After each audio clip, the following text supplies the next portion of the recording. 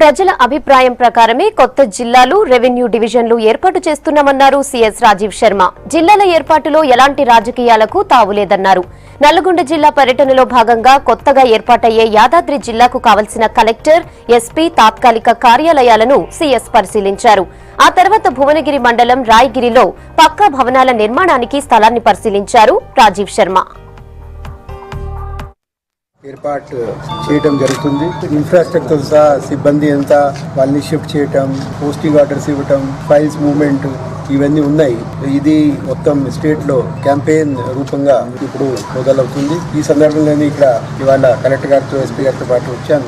ఏ place లో కొత్త collectorate establish అవుతుంది, ఇక్కడ మనం ఉన్నాం, ఇక్కడ డిస్ట్రిక్ట్ పోలీస్ ఆఫీస్ వస్తుంది, ఇదంతా చూడడానికి వచ్చాను. మనం అనుకున్న టైం టేబుల్ ప్రకారంగానే పని జరుగుతుందని నేను ఇక్కడ చూసి కాన్ఫిడెంట్ గా అయ్యాను.